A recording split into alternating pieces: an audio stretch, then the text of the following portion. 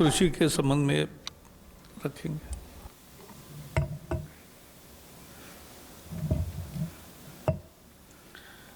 माननीय नितिन गडकरी जी, माननीय प्रकाश जावड़ेकर जी और उपस्थित मित्रों,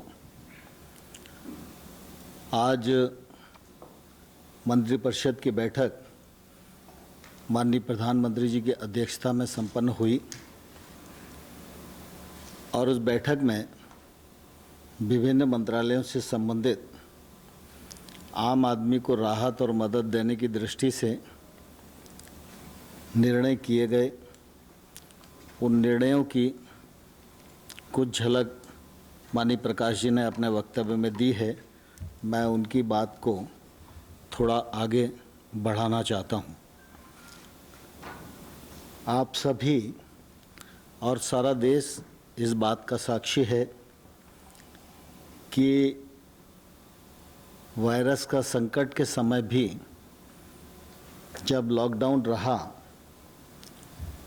उस समय भी भारत सरकार और प्रधानमंत्री जी की प्राथमिकता पर गांव और गरीब किसान निर्णयों के केंद्र में हमेशा रहा। चाहे गरीब कल्याण योजना के माध्यम से राहत देने का सवाल हो या कृषि के क्षेत्र में कामकाज न रुके इस दृष्टि से अनुमतियां देने का सवाल हो। जब लॉकडाउन घोषित हुआ उसी समय फसल कटाई के लिए खड़ी थी, लेकिन कटाई का सवाल हो, उपार्जन का सवाल हो, मशीन की आवाजाही की अनुमति हो, मशीन मरम्मत के लिए वर्कशॉप की खोलने का सवाल हो, हर मामले पर सरकार ने संवेदनशीलता के साथ विचार किया और उसी का परिणाम है कि किसान ने प्रतिकूलता के मौके पर भी फसल कटाई का काम पूरा किया और इस बार बम्पर पैदावार करके किसान ने देश को समर्पित की है।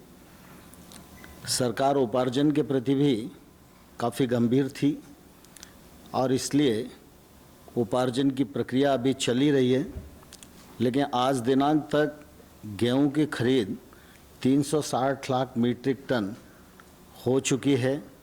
गत वर्ष ये 342 मीट्रिक टन थी। धान की खरीद 95 लाख मीट्रिक टन हो चुकी है। गत वर्ष ये 90 लाख मीट्रिक टन थी। दलहन और तिलहन की खरीद अभी चल रही है और अभी 16.07 लाख मीट्रिक टन खरीद हुई है। ये गत वर्ष 15 लाख मीट्रिक टन थी। आप सबके ध्यान में है कि 18-19 में सरकार ने एक निर्णय किया था कि किसान को उसके उत्पादन में लागत का कम से कम 50% मुनाफा मिलना चाहिए। स्वामीनाथन साहब ने एक अध्ययन के बाद अपनी रिकमेंडेशन की थी और ये रिकमेंडेशन काफ़ी देश में घूमती रही, लेकिन माननीय प्रधानमंत्री नरेंद्र मोदी जी के नेतृत्व में इन रिकमेंडेशनों को स्वीकार भी किया गया और अमल भी किया गया। और पिछले बार रबी की जो दरें घोषित की गई थी, उन्हीं दरों पर ये जो मैंने बताया कि उपार्जन का काम हुआ है। आज फिर कृषि लागत एवं मूल्य आयोग की जो रिकमेंडेशन हैं 14 फसलों के लिए वो आ गई हैं, मंत्रिपरिषद के समक्ष विचाराधीन थी और आज मंत्रिपरिषद ने उनको अपनी स्वीकृति प्रदान कर दी है। जैसे धान को देखेंगे तो लागत का 50% अधिक मुनाफे को ध्यान में रखते हुए 1868 यह घोषित की गई है। इसी प्रकार से ज्वार हाइब्रिड को देखेंगे तो ये इसमें भी 50% मुनाफा हो, इस दृष्टि से 2620 घोषित की गई है। बाजरा को अगर हम देखेंगे तो 150 उस 83% को ध्यान में रखते हुए 2150 घोषित किया गया है।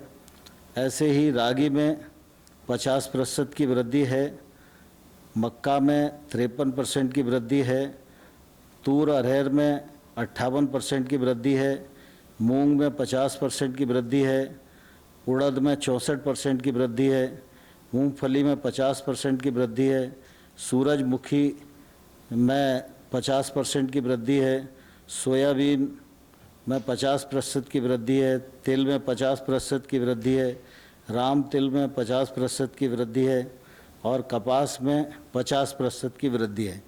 यह जो कृषि लागत और मूल्य आयोग है, यह सामान्य तौर पर एक पूरा मैकेनिज्म बना हुआ है जिसमें वो लोग मिलकर कृषक की उत्पादन में जो लागत आ रही है और लागत के समय जो जो चीज़ें उपयोग होती हैं, चाहे वो बीज की कीमत हो, खाद की कीमत हो, मानव का श्रम हो, बैल का श्रम हो, मशीन का खर्चा हो, डीजल हो, बाकी सारी चीज़ों को जोड़कर वो ये तय करते हैं कि लागत कितनी आ रही है और उसके ऊपर समर्थन मूल्य कम से कम 50% और उससे अधिक, जैसे मैंने 64 भी बताया, 83 भी बताया, इतना प्रतिशत उसमें बढ़ा है।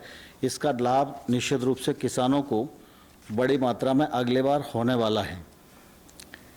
इसी प्रकार से अभी ब्याज छूट स्कीम के बारे में माननीय प्रकाश जी ने जिक्र किया था, तो ये ब्याज छूट योजना भारत सरकार की है। बैंकों का ब्याज हम लोगों को मालूम है कि 9% है।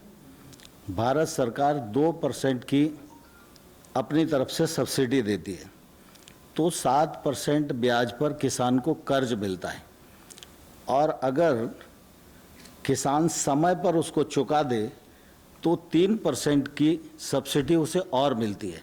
तो ऐसे कुल मिला के अगर समय पर किसान अपना फसली ऋण चुकाने में सफल होता है तो किसान को 4% ब्याज पर कर्ज मिलता है।